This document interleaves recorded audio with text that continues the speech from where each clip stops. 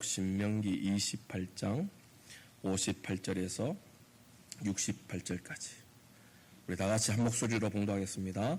내가 만일 이 책에 기록한 이 율법의 모든 말씀을 지켜 행하지 아니하고 내 하나님 여호와라 하는 영화롭고 두려운 이름을 경외하지 아니하면 여호와께서 내 재앙과 내 자손의 재앙을 극렬하게 하시리니 그 재앙이 크고 오래고 그 질병이 중하고 오래일 것이라.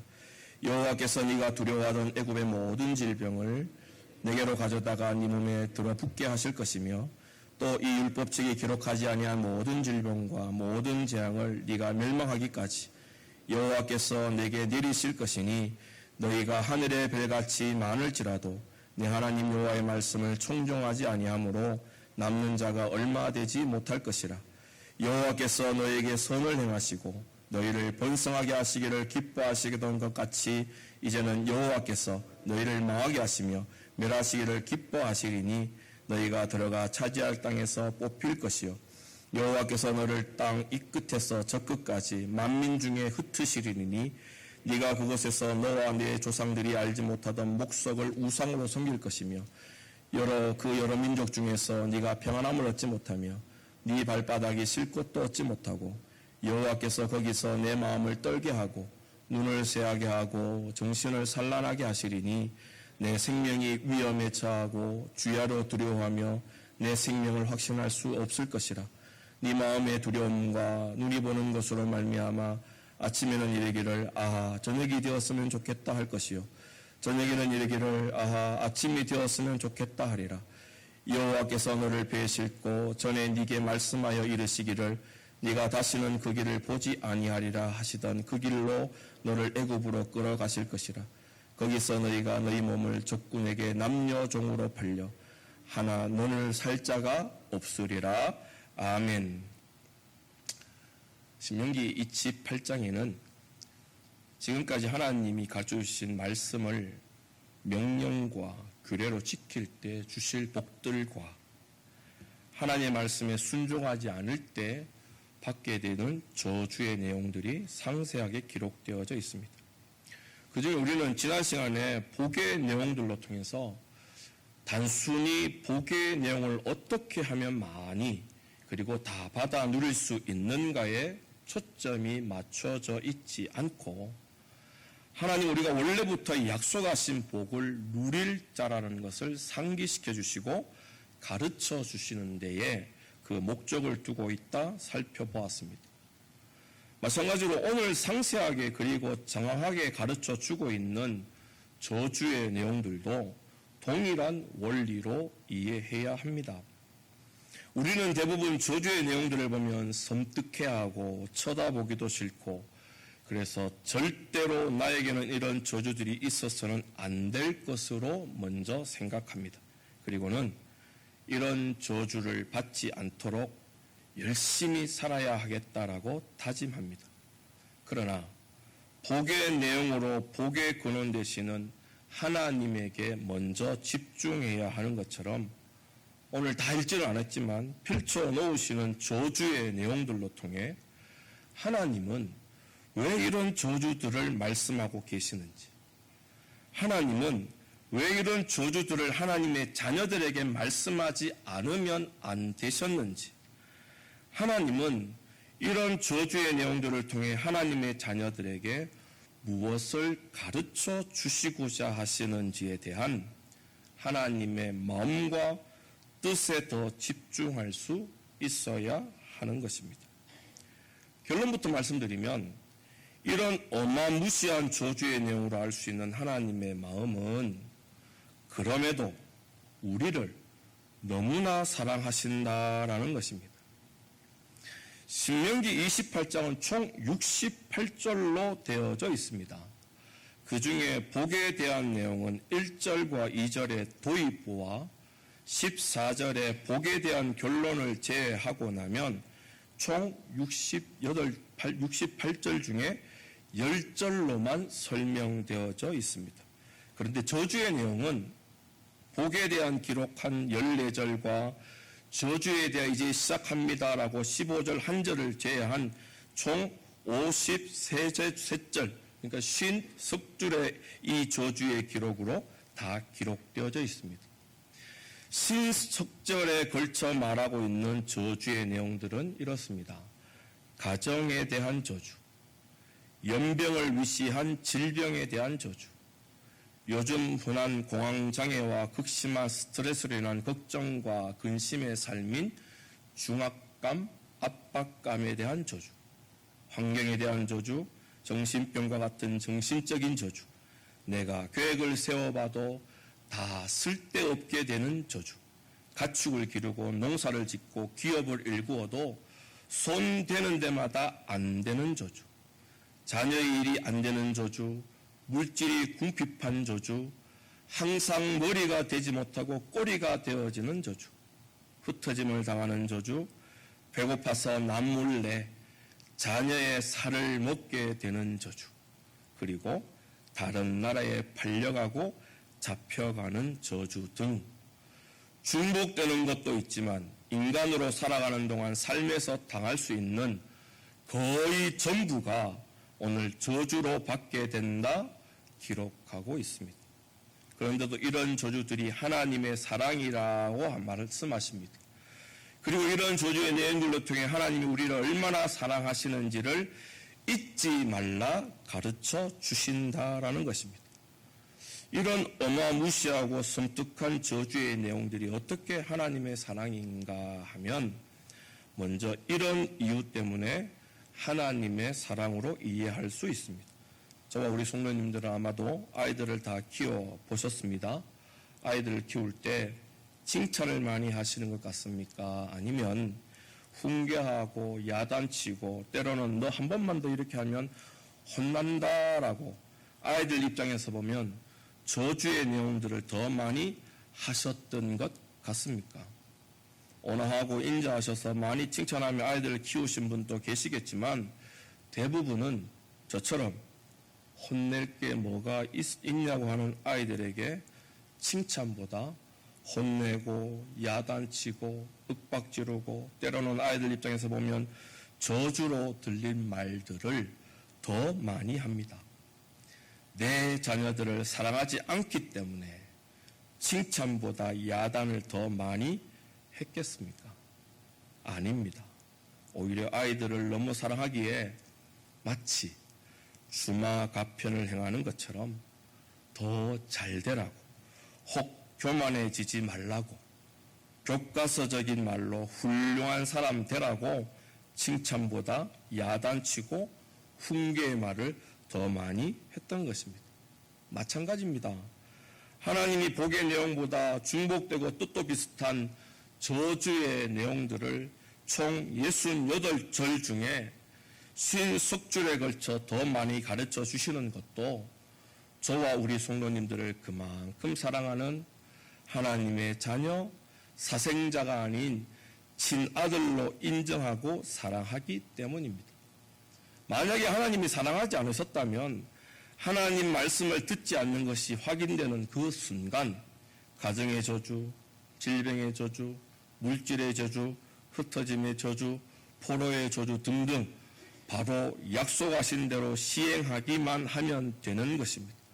그런데도 마치 부모가 자녀들에게 길게 설명하고 당부하고 부탁하고 가르쳐 이해시키는 것처럼 하나님이 저주의 내용들을 길게 설명하는 수고로움을 마다하시지 않은 것은 결국 사랑하는 자녀들이 이런 저주를 받지 말 것을 바라는 하나님의 사랑이 말씀 속에 담겨져 있기 때문입니다.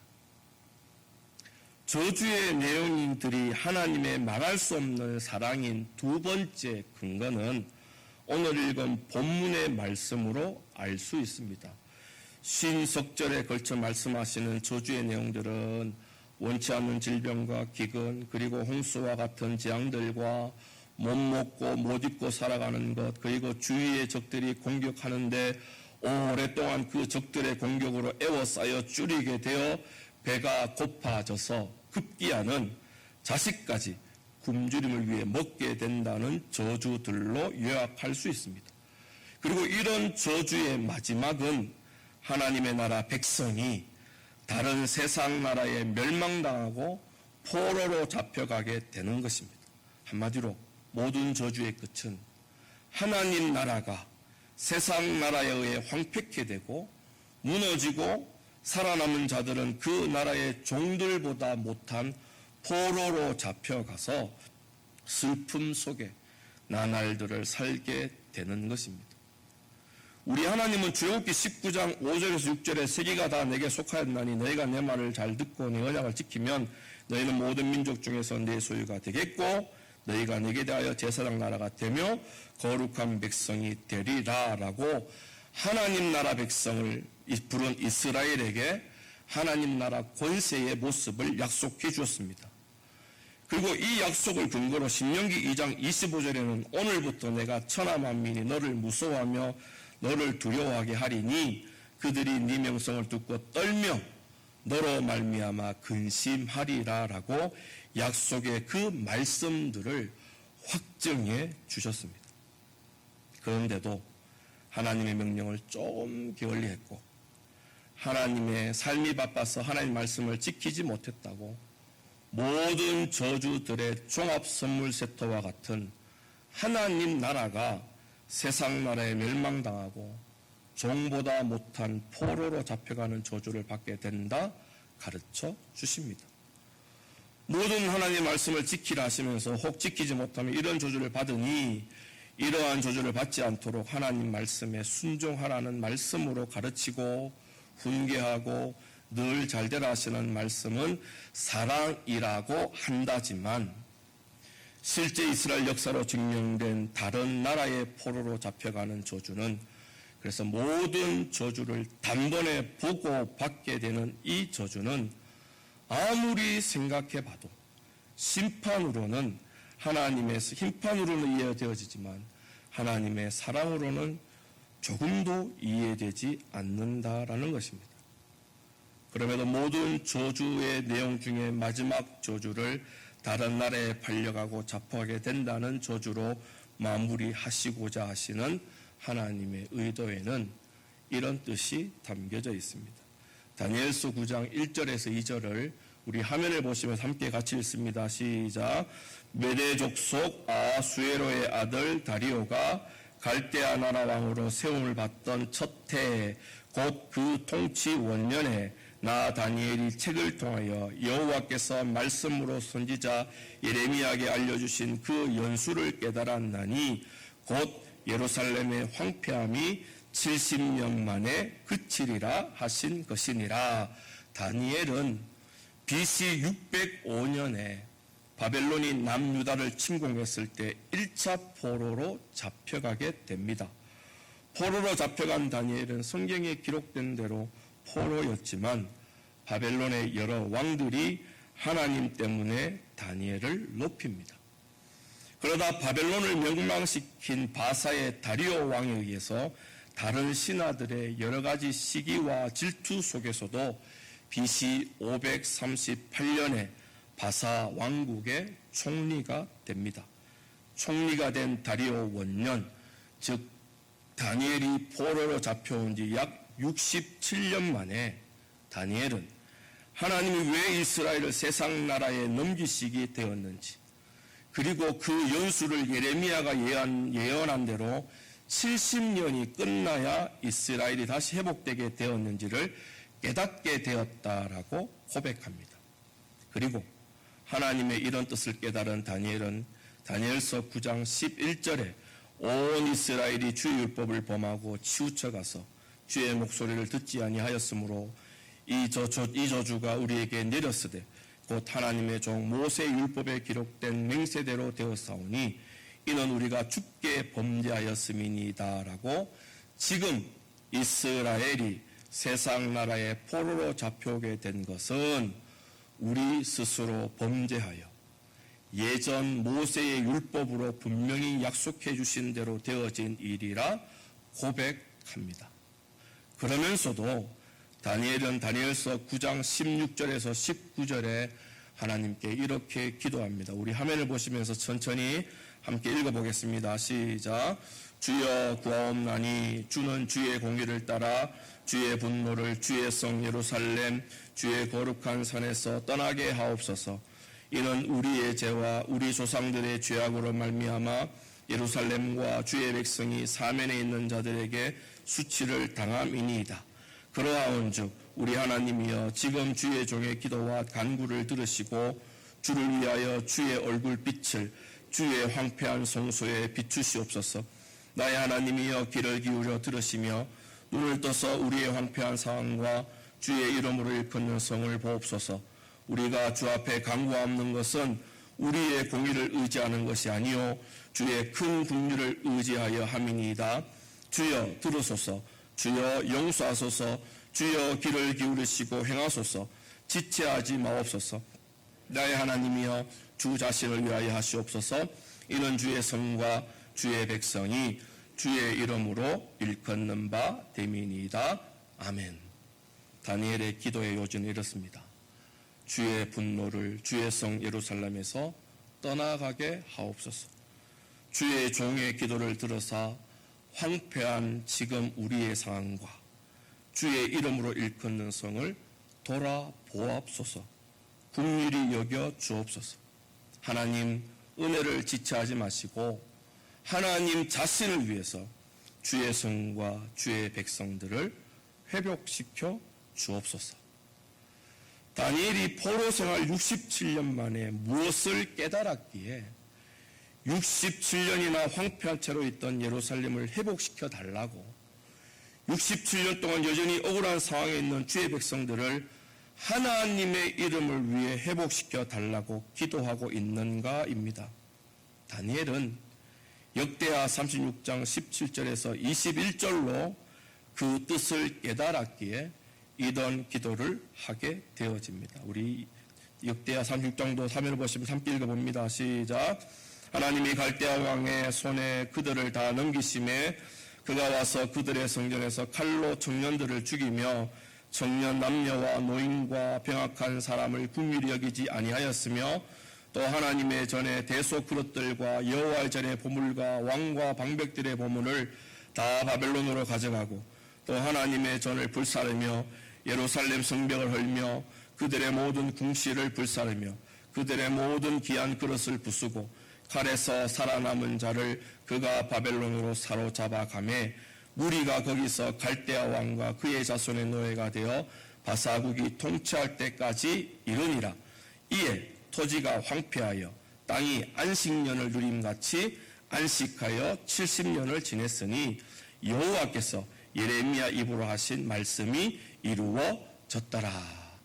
이스라엘의 불순종으로 바벨론의 포로가 되고 그들이 바벨론과 바사의 포로로 있는 동안 성전은 무너지고 궁실은 불살라지고 하나님을 섬길 때 쓰던 기명들은 적들의 술잔이 되고 이스라엘의 온 땅은 황폐하게 되었는데 하나님이 이 모든 것을 마치 황폐한 이스라엘 땅이 안식년을 누림과 같이 70년을 지나게 하셨다라는 것입니다. 그리고는 예레미야의 예언대로 매년의 안식년처럼 지낸 시간이 70년이 차게 되었을 때 하나님은 황폐한 이스라엘 땅을 돌아보셨다 설명하고 이 말의 의미를 다니엘은 깨닫게 되는 것입니다. 다니엘이 깨닫는 매년을 안식년으로 지낸 시간이 70년이 되었다라는 뜻은 이렇습니다.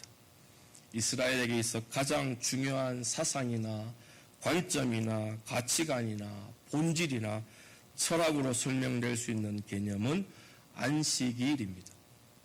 안식일은 6일을 일하고 7일째 되는 날을 쉬는 것을 말합니다. 그러나 여기서 쉼은 단순히 휴식을 말하는 것이 아닙니다. 우리가 죄를 지어 일하지 않고 쉬게 되면 저주받은 땅은 더 이상 먹을 것을 내놓지 않습니다. 그래서 죽을 수도 있습니다. 그런데 쉬게 되면 죽을 수도 있어 쉴 수 없는 삶을 살아가는 자들에게 하나님은 안식하라 하십니다. 쉬면 안 되는 자가 하나님의 명령대로 하루를 쉬었는데도 쉬어도 되네? 죽지 않네? 더하여 더 잘 살게 되네라는 것을 가르쳐 주시기 위해 안식일을 지키라 명령하셨다라는 겁니다. 출애굽기 20장 8절에서 11절 우리 화면을 보시면 함께 읽습니다.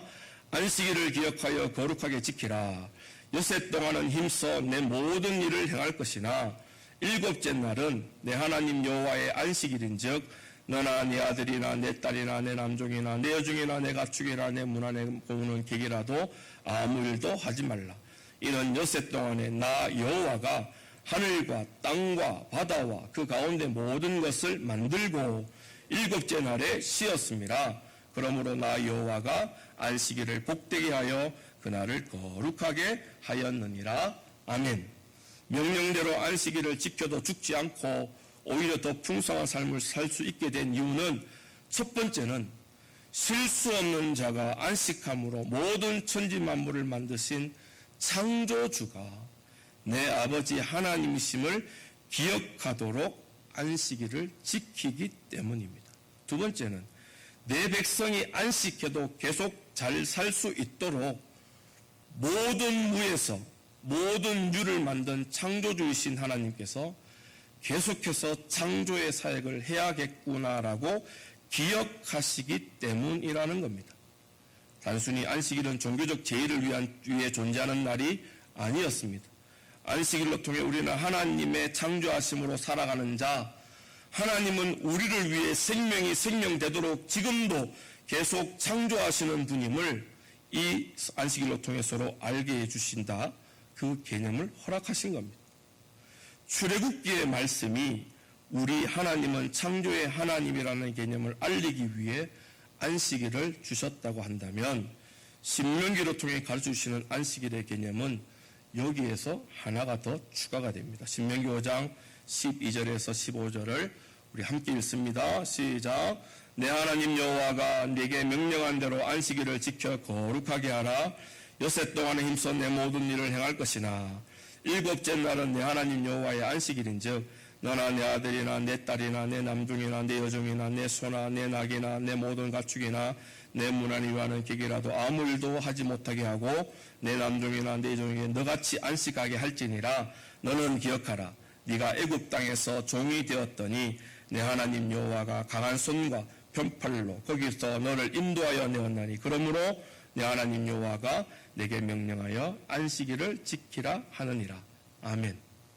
출애굽 2세대들에게 다시 가르쳐주시는 안식일의 또 다른 개념은 애굽 땅 종 되었을 때 구원해 주시는 하나님을 안식일로 기억하라는 것입니다.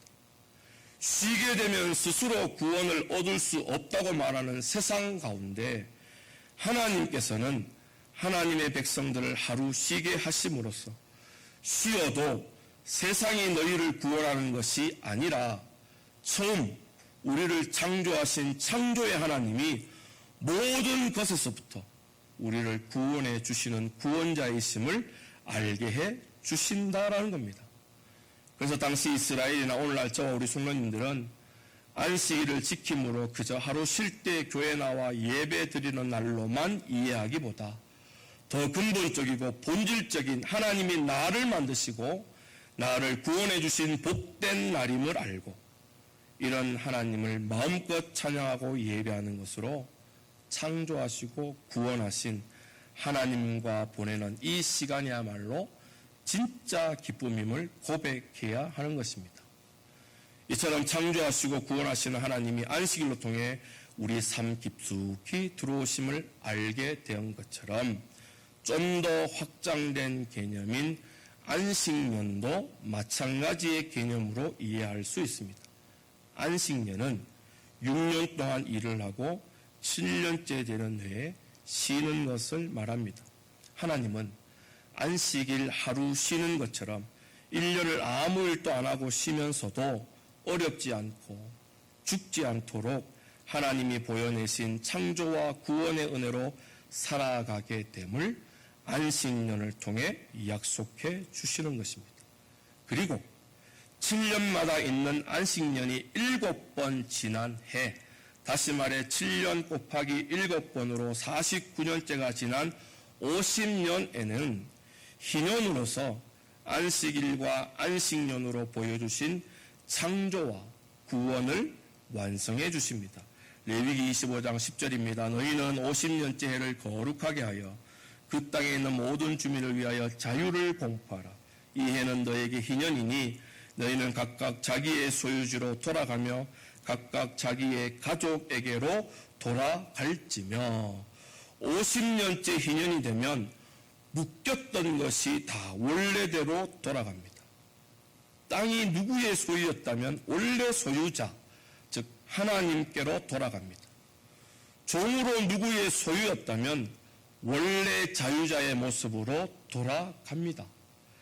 빚을 져서 누구에게 묶여 있었다면 모든 빚은 다 탕감받고 자유자가 되는 것입니다.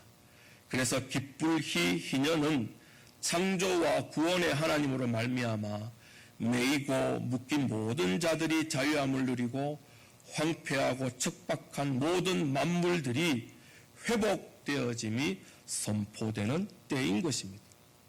포로로 잡혀갔던 이스라엘이 70년 만에 돌아올 것이라는 예레미야의 예언도 바로 창조와 구원의 하나님께서 살리시고 되게 하시고 풍성케 하셔서 모든 묶인 것에서부터 자유케 하시는 기쁨의 날을, 그 희년을 70년 포로 생활 속에 담아서 세상 나라로 보내신 것입니다.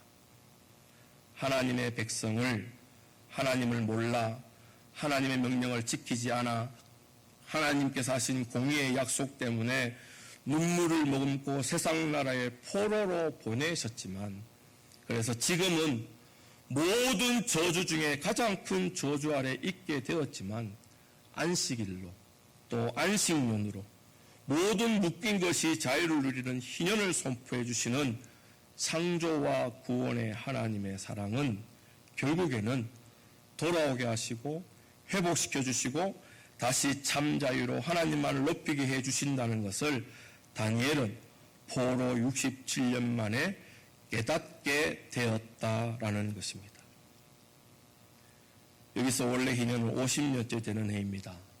그런데 포로 생활은 예레미야 예언대로 70년 동안 하게 됩니다.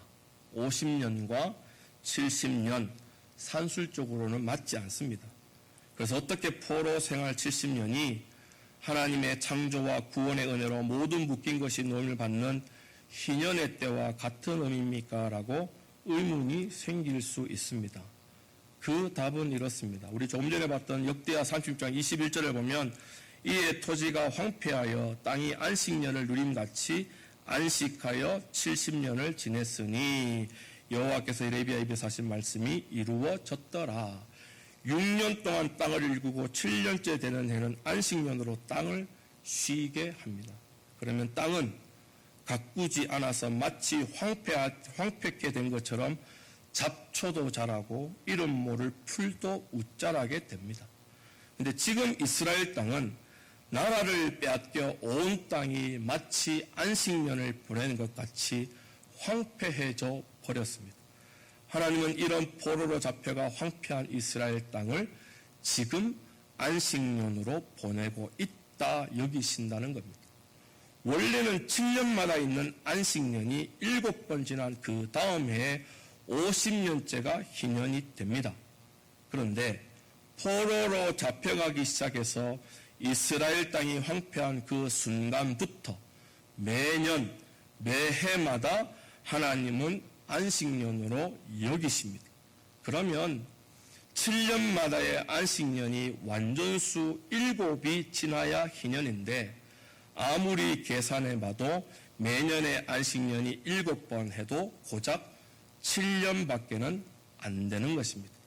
그래서 우리는 여기서 무엇을 이해해야 하냐 하면 이스라엘 백성들만이 알고 이해하는 부족함이 없다, 가득하다, 충만하다라고 하는 뜻의 10을 보태어 70년을 포로로 살게 했다는 것에 주목해야 하는 겁니다. 7년마다 있는 안식년을 매년마다 안식년의 개념으로 보기에는 부족합니다. 그러나 하나님의 시선은 이미 이스라엘 땅은 안식년이 시작되었습니다. 그럼에도 하나님 보시기에 안식년에 부족함이 없게 하시려고 쾌락함, 충만함의 뜻이 담긴 10을 7의 안식년에 곱하여서 70년의 포로 생활을 지내게 하셨다라는 겁니다. 그래서 그런 포로 생활이 충만했을 때 희년의 때와 같이 모든 묶인 것이 자유함을 누리는 것처럼 창조와 구원의 하나님께서 자유와 회복을 누리게 해주시는 것을 다니엘은 포로 생활 67년 만에 깨닫고 하나님, 그 하나님의 섭리와 은혜대로 이 땅을 긍휼히 돌아봐 달라 기도했던 것입니다. 사랑하는 성도 여러분, 이사야 61장 1절에 3절에 보면 주 여호와 영이 내게 내리셨으니 이는 여호와께서 내게 기름 부으사 가난한 자에게 아름다운 소식을 전하게 하려 하심이라. 나를 보내사 마음이 상한 자를 고치며 포로된 자에게 자유를, 갇힌 자에게 노임을 선포하며 여호와의 은혜의 해와 우리 하나님의 보복의 날을 선포하여 모든 슬픈 자를 위로하되 무릇 시온에서 슬퍼하는 자에게 화관을 주어 그 죄를 대신하며 기쁨의 기름으로 그 슬픔을 대신하며 찬송의 옷으로 그 근심을 대신하시고 그들이 의의 나무 곧 여호와께서 심으신 그 영광을 나타낼 자라 일컬음을 받게 하려 하심이라라고 선포케 하십니다. 또한 호세아 6장 1절에 보면 오라 우리가 여호와께로 돌아가자.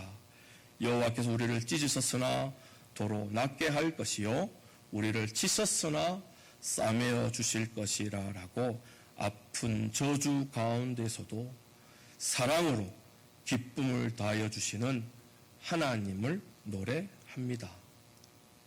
우리의 아픔은 다니엘의 고백처럼 우리의 죄 때문입니다. 우리의 흉악함 때문에 또 우리의 교만 때문에 당하는 너무나 당연한 심판입니다. 그러나 우리 하나님은 늘 우리 아픔과 때로는 황폐함 속에서도 그 크신 사랑으로 언제나 완전하고 온전한 회복만을 말씀해 주십니다.